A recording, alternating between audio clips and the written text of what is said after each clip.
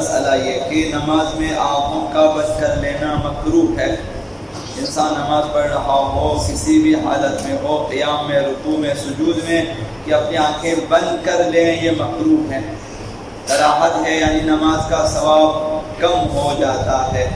کسی جگہ حضرت آیت اللہ مکاری میں شیرازی کا پڑھا کہ انہوں نے اس طرح سے فرمایا تھا کہ اگر آنکھیں بند کر لینے سے نماز کی طرف توجہ رہتی ہے تو ممکن ہے کہ یہ کراہت ختم ہو جائے، ممکن ہے کہ پھر مکروہ نہ ہو، ورنہ عام حالات میں مکروہ ہے آنکھیں بند کر لینا نماز میں۔ قراءت میں، رکوع میں، سجود میں ہم آنکھیں بند کر کے پڑھنا شروع کریں تو اس کے پس منظر میں حضرت آقا رسول خدا صلی اللہ علیہ وسلم ان سے روایت ہے کہ انہوں نے فرمایا انہو نہا، پیغمبر اسلام نے منع فرمایا ہے ان یغمض الرجل عینیہ فی الصلاۃ، نماز میں اپنی دونوں آنکھیں بند کر لے، مکروہ ہے۔ ان پیغمبر اسلام نے منع فرمایا ہے تو ہمیں نہیں کرنا چاہیے کہ نماز میں اپنی آنکھیں کھلی رکھیں، بند نہ کریں۔ اور اسی طرح سے دوسری روایت میں آپ نے فرمایا اذا قام احدکم فی الصلاۃ فلا یغمض عینیہ، تم میں سے جو بھی نماز کے لیے کھڑا ہو تو اپنی آنکھیں بند نہ رکھو، آنکھیں کھلی رکھیں۔ تو لہٰذا اگر بند کر لیتے ہیں تو مکروہ ہے، نماز باطل نہیں ہے، نماز کا ثواب تھوڑا سا کم ہو جاتا ہے، کراہت کا یہ معنی ہے۔ دوسرا مسئلہ یہ کہ اپنے ہاتھوں سے کھیلنا مکروہ ہے۔ کچھ لوگ مثلا ہاتھوں سے، انگلیوں سے کھیلتے رہتے ہیں، یا گڑی سے کھیلتے رہتے ہیں، یا انگوٹھی سے مثلا کھیلتے رہتے ہیں، انگوٹھیاں گھمانا وغیرہ وغیرہ، اس طرح سے، یا مثلا اسی طرح سے جو ہے داڑھی کے ساتھ کھیلنا مثلا کرتے رہتے ہیں، یا مثلا اس طرح کرنے کا عادی ہوتا ہے نماز کے دوران مسلسل، یہ کھیل ہے، توجہ کے خلاف ہے، تو فرمایا کہ یہ بھی مکروہ ہے۔ سر سے کھیلنا، سر کے بالوں سے کھیلنا، داڑھی سے کھیلنا، انگلیوں سے، ہاتھوں سے کھیلنا، یہ مکروہ ہے۔ تو اسی طرح بعض لوگ کپڑوں سے کھیلتے ہیں، مسلسل کالر ٹھیک کرنے میں لگے ہوتے ہیں، مسلسل بٹن ٹھیک کرنے میں لگے ہوتے ہیں، دامن، شیطان وسوسہ کرتا ہے کہ کچھ نہ کچھ کرتے رہیں، اب دامن ٹھیک کریں، کالر ٹھیک کریں، بٹن ٹھیک کریں، گھڑی ٹھیک کریں، پھر اس طرح ہماری نماز کا وقت گزرتا ہے، یہ کراہت ہے، ثواب مسلسل کم ہو جائے گا۔ تو اس کے پس منظر میں آقا امام جعفر صادق علیہ السلام جو چیز بیان فرمائے وہ یہ کہ اذا قمت فی الصلاۃ، جب تو نماز کے لیے کھڑا ہو، فلا تعبث بلحیتک، اپنی داڑھی سے مت کھیلو، ولا برأسک، اپنے سر سے بھی نہ کھیلو، ولا تعبث بالحصا،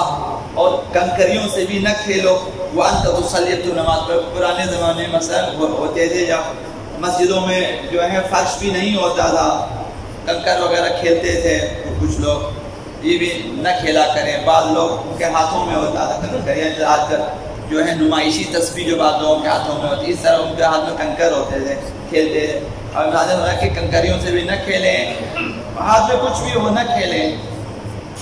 ابھی اس کی جگہ جو ہے وہ ڈیجیٹل تسبیح ہے، یا مثلا جو اس طرح سے دستہ والی تسبیح ہے کہ آپ جو ہے پسٹل کے دستے کی طرح ہاتھ میں تھام کے آپ اس کو گھماتے ہیں، اب وہ بعض لوگ نماز میں رکھیں اور کھیلنا شروع کر دیں، یہ بھی مکروہ ہے۔ تو لہذا فرمایا کہ جب نماز کے لیے کھڑا ہو، چھٹے امام نے فرمایا اپنی داڑھی سے، اپنے سر سے اور کسی چیز سے نہ کھیلیں، کنکر وغیرہ سے نہ کھیلیں۔ تو یہ کہ ہاتھوں کو نیچے چھوڑ دیں، رانوں پہ رکھیں، ختم۔ اور نگاہ قیام کی حالت میں مسلسل سجدہ کی طرف ہو، رکوع کی حالت میں دونوں پیروں کے درمیان ہو، اور سجدے کے وقت اپنے ناک کی طرف ہو، اور قنوت میں اپنے ہتھیلیوں کی طرف ہو نگاہیں، تاکہ انسان کی توجہ رہے۔ تیسرا مسئلہ حدیث نفس ہے۔ حدیث نفس دو طرح سے ہیں، ایک یہ کہ انسان غیر نماز میں، کہ نماز میں نہ ہو تو انسان اپنے بارے میں سوچتے ہیں، اور مثلا خدا کے بارے میں سوچتے ہیں، اپنی عاقبت کے بارے میں، اپنے کبھی حدیث نفس ہے، یہ ثواب ہے۔ اور ایک حدیث نفس یہ ہے کہ انسان نماز میں دنیاوی کاموں میں کھو جاتا ہے۔ حدیث نفس ایک خود کلامی ہے کہ نماز میں اگر خود کلامی کریں، کلمات جاری کریں تو نماز باطل ہو جائے گی۔ یہاں خود کلامی سے مراد یا حدیث نفس سے مراد یہ کہ اپنے ذہن میں خیالات میں کھو جائیں انسان، کہ عموماً ہم لوگ کمزور ہیں، کھو جاتے ہیں، تو یہ مکروہ ہے حدیث نفس، کہ انسان نماز پڑھ رہا ہے اور ذہن کہیں اور جا چکا ہوتا ہے۔ کوشش کریں کہ ذہن نماز میں ہی رہے، لہٰذا نماز سے 1 گھنٹہ آدھا گھنٹہ پہلے تمام اپنی ایکٹیویٹیز بند کر لیں، قرآن پڑھیں، کوئی تفسیر ایک صفحہ، مثلا 1 صفحہ حدیث کا، 1 صفحہ کسی چیز کا پڑھیں، تاکہ آپ کے ذہن میں نماز کے بارے میں کچھ چیزیں رہیں۔ تو آپ جب یہاں پہ آئیں گے تو آپ کے ذہن میں نماز کے بارے میں چند چیزیں ہوں گی، یا مثلا خدا کے بارے میں، مثلا آپ نے 1 صفحہ آپ نے تفسیر آپ نے پڑھا، تاکہ اس طرح سے کوئی چیز ہو۔ تو حدیث نفس مکروہ ہے، یعنی دنیاوی خیالات میں کھو جانا نماز کے دوران، یعنی اپنے ذہن کو دنیاوی امور میں مشغول رکھنا مکروہ ہے۔ کوشش کریں کہ مسلسل جب بھی آپ کو یاد آئے کہ میرا ذہن کہیں جا چکا ہے، واپس آئیں نماز کی طرف۔ تو یہ نماز جو مختصر ترین عبادت ہے ہمارے لیے، اس کے بارے میں آپ مثلا اس کے معانی، اس کے مفاہیم کے بارے میں مطالعہ کریں، چند دنوں میں آپ سیکھ جائیں گے۔ جیسے ہی آپ نماز شروع کریں تو معانی مطالب کی طرف آپ کی توجہ رہے، تاکہ ہماری نماز کی اہمیت بڑھ جائے، جو ثواب بڑھ جائے۔ اس کے پس منظر میں آقا امام رضا علیہ السلام نے ارشاد فرمایا، وَصَلِّ الصَّلَاةَ مُبَدِّعًا، اس شخص کی طرح نماز پڑھو جو الوداعی نماز پڑھتا ہے، جو اپنی زندگی کا آخری نماز پڑھنا چاہتا ہے۔ مثلا اس زمانے میں بعض لوگوں کو جو ہے دہشت گرد آپ کو جو ہے گرفتار کر لیتے ہیں، یا مثلا پھانسی کی سزا سناتے ہیں، بھئی آخری نماز ہے، اس کے بعد ہم تمہیں قتل کریں گے، تو وہ شخص کس طرح نماز پڑھے گا؟ صلاۃ مودع، یعنی الوداعی نماز۔ ہر نماز کو الوداعی نماز سمجھ کر پڑھیں، چونکہ دوسرے لمحے نہیں معلوم کہ ہم دنیا میں رہیں یا نہ رہیں، ممکن یہی ہماری آخری نماز ہو۔ تو یہ آقا رضا علیہ السلام نے فرمایا کہ وَصَلِّ صَلَاةَ مُوَدِّعًا، الوداعی نماز پڑھیں۔ جو شخص الوداعی نماز اس کی طرح نماز پڑھے، تَرَىٰ أَنَّكَ لَا تُصَلِّ أَبَدًا، گویا تو یہ دیکھ رہا کہ اس کے بعد میں کبھی نماز نہیں پڑھ سکوں گا، یہ میری آخری نماز ہے، اس طرح نماز تو انسان کی توجہ رہتی ہے اس کی طرف۔ وَاعْلَمْ أَنَّكَ بَيْنَ يَدَيِ الْجَبَّارِ، جان لو کہ تو خداوند متعال کے حضور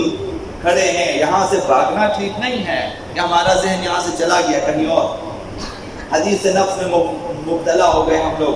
ان خیالات میں کھو گئے ہم لوگ، ٹھیک نہیں ہے۔ وَلَا تَعْبَثْ بِشَيْءٍ مِّنَ الْأَشْيَاءِ، کسی بھی چیز سے کھیلنا بند کر دو نماز کے دوران، کسی بھی چیز سے نہ کھیلیں، نہ اپنے کپڑوں سے، نہ داڑھی سے، نہ سر کے بالوں سے، نہ کسی بھی چیز سے نہ کھیلو۔ وَلَا تُحَدِّثْ بِنَفْسِكَ، اور اپنے خیالات میں نہ کھو جاؤ۔ وَافْرِغْ قَلْبَكَ، اپنے دل کو فارغ کر لو دنیاوی امور سے۔ وَلَٰكِنْ شُغْلُكَ فِي الصَّلَاةِ، تمہاری تمام مصروفیات نماز ہونی چاہیے، نماز کے دوران پوری توجہ نماز کی طرف ہو، اس کے لیے کوشش کرنی ہوتی ہے۔ انشاءاللہ اگر کوشش کریں گے یہ چیز حاصل ہو سکتی ہے۔ جس قدر شیاطین دور ہوں گے، جس قدر شیاطین کے وسوسے دور ہوں گے، اسی طرح ہماری توجہ نماز میں زیادہ ہو جائے گی۔ تو آپ معوذتین، 4 قل وغیرہ پڑھ لیا کریں، استعاذہ کیا کریں، خدا متعال سے بارہا دعا کہ خدا شیاطین کو ہم سے دور رکھیں، شیطانی وسوسوں کو ہم سے دور رکھیں، تاکہ خدا متعال ہمیں توجہ کی توفیق دے۔ تو امام نے فرمایا، امام علیہ السلام نے کہ تمہاری تمام توجہ نماز کی طرف ہونی چاہیے، حدیث نفس نہ ہو، یعنی خیالات میں نہ کھو جائیں۔ اور دوسری جو روایت ہے امام جعفر صادق علیہ السلام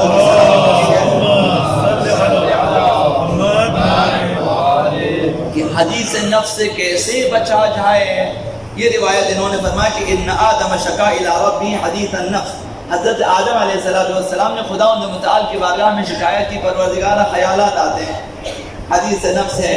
تو کیا کروں؟ خدا متعال نے فرمایا اکثر من قول لا حول ولا قوت الا باللہ، کثرت سے یہ ذکر پڑھ لیا کرو، لا حول ولا قوت الا باللہ العلی العظیم، یہ مثلا آپ پڑھ، یہاں پہ لا حول ولا قوت الا باللہ تک ہے۔ حضرت آدم کو خدا متعال نے یہ فرمایا کہ کثرت سے یہ دعا، یہ ذکر پڑھ لیا کریں۔ لا حول ولا قوت الا باللہ، لا حول ولا قوت الا باللہ، اسی نیت سے کہ حدیث نفس دور ہو جائے، ان خیالات میں کھونا کم ہو جائے۔